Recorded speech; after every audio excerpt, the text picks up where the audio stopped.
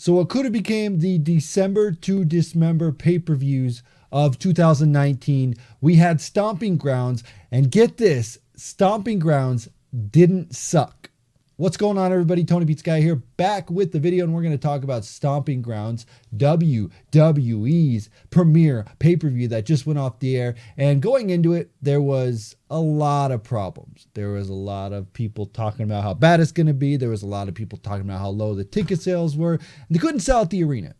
Tacoma, Washington, and the Tacoma Dome or something like that, they could not sell out this arena. Whatever it was, WWE will like to tell you that it was the 2-week build they had. The internet will tell you that the product's bad. So I don't know. It's a mix of other things. So what they had to do right off the bat was they had to shift the crowd around, move it over, taper off some stuff, and make sure that the show looked good on camera. That's one of the things that WWE does. If you've ever been to Monday Night Raw or SmackDown or any of that, you will know that they have a very good crew that works on those shows. A very good crew. And what they do is they take the arena, they figure out what's going to look best on cameras and how they're going to make it look bigger than it actually is. Because a lot of it, it's not that big.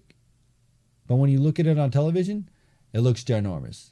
So that's what they did here. They covered it up. They moved the fans. They made it look good. They made the show pop when it came to television. And also, I'll give the Tacoma crowd some props here because they were a ruckus crowd. They were chanting for their favorites, especially when Daniel Bryan came out. And that made the show even more enjoyable. Always when you have a nice crowd, the show enjoys it. So maybe it wasn't a full crowd, but the people that were there actually wanted to be there. And I'm sure some of the people that were there got to pick up some tickets for cheap because I saw like day of, there were tickets for like $30, which is unheard of. I can't even go to a live event in my area for $30. So the fact that you can do that, it's pretty cool. So let's talk about this show and how it didn't suck, because going into it, as I mentioned at the top, it could be a December to Dismember, which could have been one of the worst pay-per-views of all time. I mean, it looked like rematch mania here or whatever. Every match seemed like a rematch, but that's the thing. WWE has no shortage of talent. I've said that over and over and over again. WWE has no shortage of talent. If this was booked as a Monday Night Raw, it would have been filled with dumb, cartoony segments, promos that went on too long, backstage segments that weren't good at all. But since it was just wrestling, just in-ring action, yes, we had some backstage stuff, which I think the stuff that they peppered in was perfect.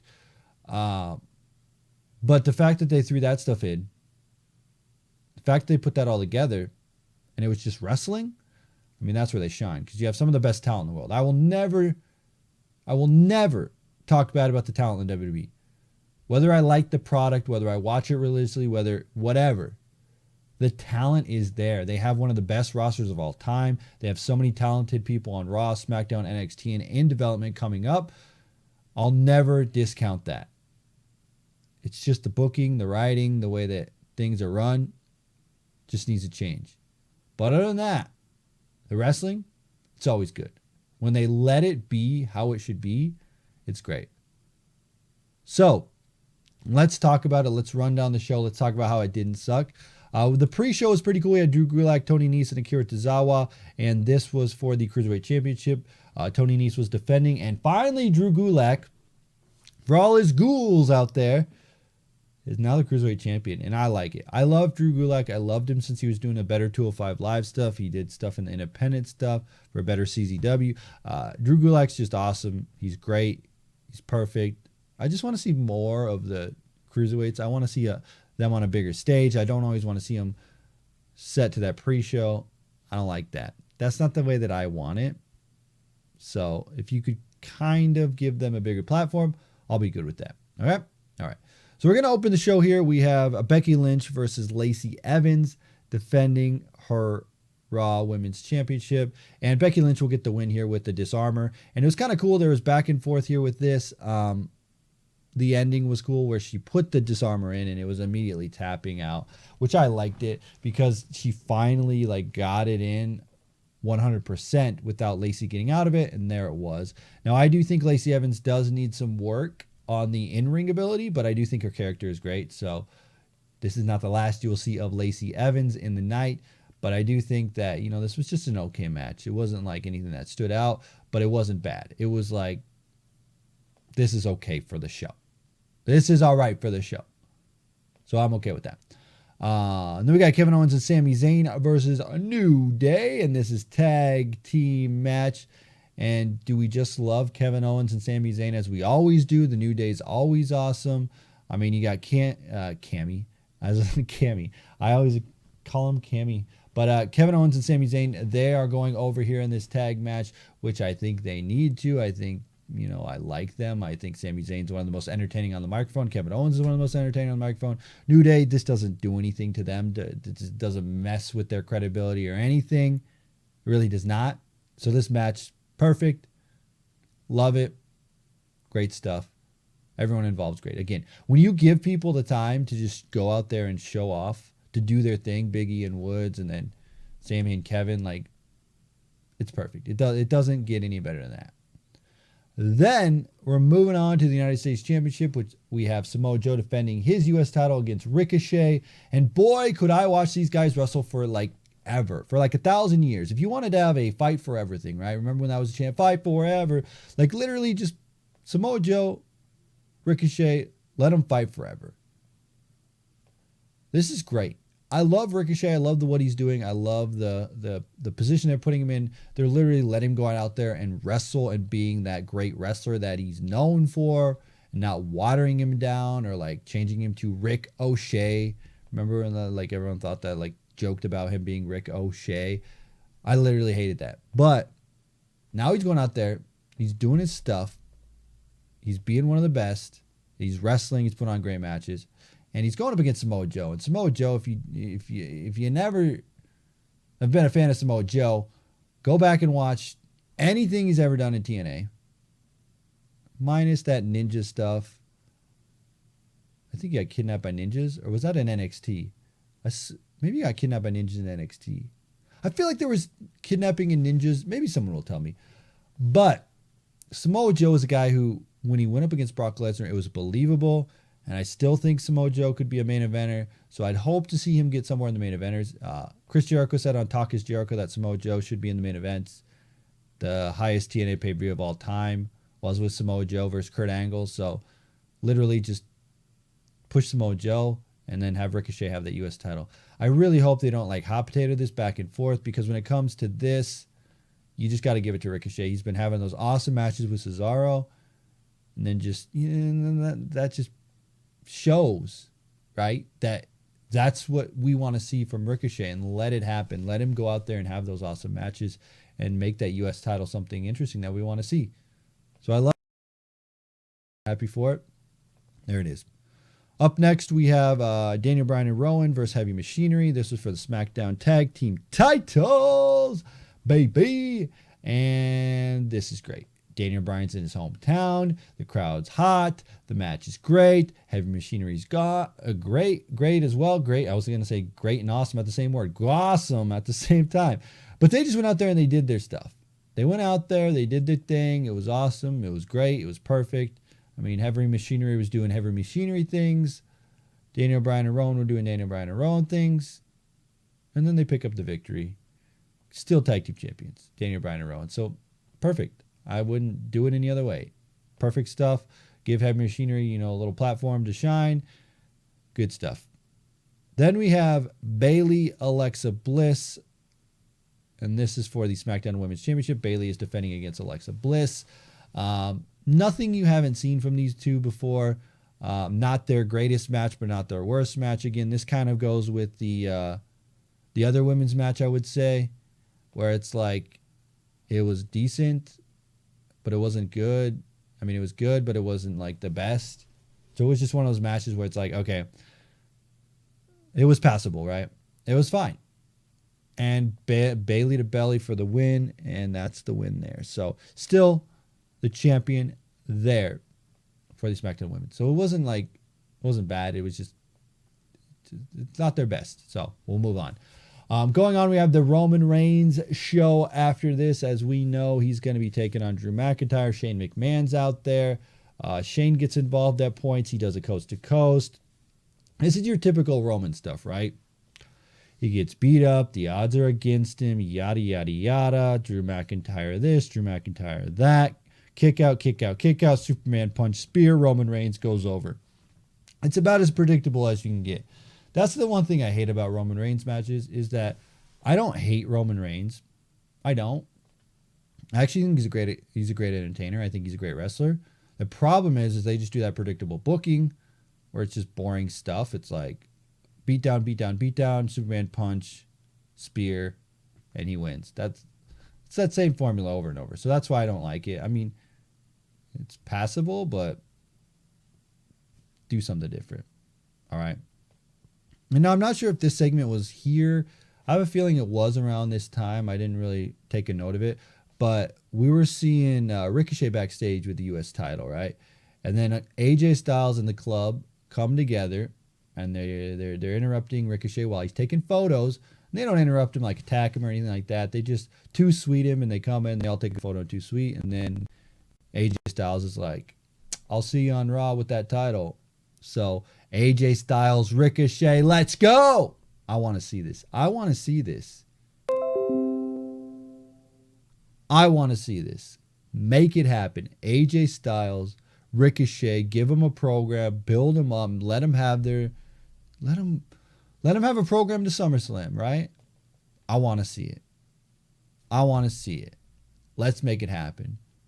It was funny because I actually told my wife this. I'm like, they're going to do Ricochet and AJ Styles. And she really likes AJ Styles, and Ricochet's fun to watch. She likes him too. So she's like, yeah, but as long as WWE doesn't screw it up. I'm like, dang, you barely even watch wrestling, and you know WWE might screw this up. So hopefully they don't. And hopefully they continue and you know, they can build to Summer. I literally want to see them build till SummerSlam. If they do that, that'll be cool. Then we have what probably is my least favorite match of the night, which is Kofi Kingston and Dolph Ziggler steel cage for the WWE Championship. The point is to keep the New Day out of this. But if we really think about the New Day, they're out there to support their brother, and they really like believe in him, so they would have no problem by not being involved. So the idea was to keep him out. There's pinfall submissions, and you could escape via the top, over the top, hitting the floor, or through the cage door. So those were the rules of the cage match. And again, not a fan of this. It was kind of slow. It went on for like 20 minutes. It was literally the longest match of the night. There wasn't a lot of entertaining stuff. I felt like these two have had good matches, but together they did not have a good match. It was kind of like they were not in sync or something was off. And as far as cage matches go, this was like the least gruesome, the least violent cage match. When I think of cage matches, I think of like Ric Flair bloody stuff. But I thought this was like as bad as you can get. I hate to say this. I really do hate to say this, but I do think that like the ship of Kofi as champion has sailed for me, and it's not because Kofi sucks, and because I like Kofi. I think the problem is again, it's just the booking and the way that they put him in. Anytime they get a babyface champion and they don't really know how to book him properly, I just end up like turning on him and not liking him. And I think it's just the booking of WWE, and it's nothing Kofi's doing. It's just they don't really know what to do with him. There's nothing interesting going on, and Dolph Ziggler is the wrong foe for him right now, and it's just kind of hurting his progress here. It really is, and I hate to say it because I like Kofi, but it's just not the best. I mean, Kofi retains here. It was a cool spot at the end, but the rest of the match was meh. So Dolph was going to climb out. He was going through the door, crawling through, and then Kofi dives over the top and lands out before Dolph does. So there was that. That happened. Kofi did Kofi things, and again, I just don't know that they really do know how to book a babyface in 2019. I don't think they do. I don't think they do know how to book a babyface in 2019. If it's not John Cena or Roman Reigns, I mean, Roman's not booked properly all the time either. But yeah. Before I get to our main event, speaking of Roman Reigns, they kind of put a stamp on that match saying that this was the end of the Roman Reigns Drew McIntyre stuff. And that wasn't it, because Shane McMahon was backstage, Drew was upset, and then they said 2-on-1 handicap match on Raw. Already dumb. Already dumb. Tired of this. Whatever. Roman will overcome the odds and yada, yada, yada. That's it. That's it. That's what we got. And then we have our main event, Seth Rollins, Baron Corbin. The big deal here is the special guest referee. Who's it going to be? Lacey Evans. Lacey Evans is there because Seth Rollins is going to beat up whoever the special guest referee is with a chair, but it's Lacey Evans. Oh, no, I cannot. I cannot hit her with a chair. So, that's it. So, what does this lead you to think? Well, Becky Lynch, Lacey fought earlier. Becky's with Seth. Becky will come out at one point. Everybody thought it. Everybody predicted it. The crowd even looked for it as the match went on.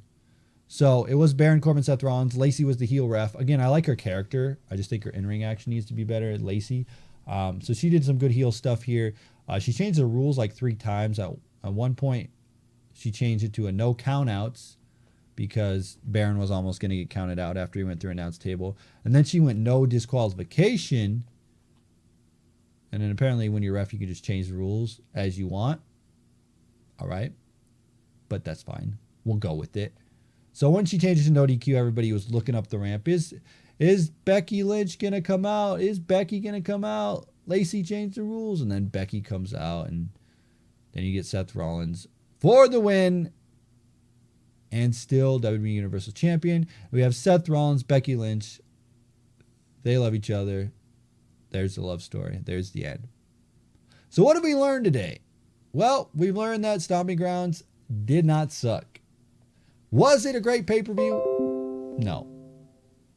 Was it the best pay-per-view of all time? No. Was it good? Sure. Am I going to probably watch it ever again? Probably not. But was it the worst waste of my time for a Sunday night? No. That's the thing. WWE took what could have been December to Dismember and made it passable. They let these guys go out there. They let them do their stuff. They let Ricochet look great. They let Samoa Joe look great. Kevin, Sami.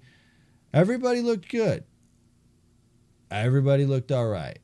The only thing I didn't like was Kofi and Dolph, but again, we already talked about that. I do say this is one of those pay-per-views that, you know, back in the day, I think 2014, there was like so many pay-per-views and I just don't even remember. It's kind of that same thing where it's like, I won't remember this. Nothing big happened besides Ricochet winning U.S. title, Drew Gulak winning the Cruiserweight title. But other than that, it's just kind of so much of the same. So anyway, guys, that's where we're going to leave you with this video today. If you saw Stomping Grounds, let me know what you thought. I'm curious to know. I want to know your thoughts. If you do enjoy this, smash the like button. As always, I'm TonyPizzaGuy. We will see you.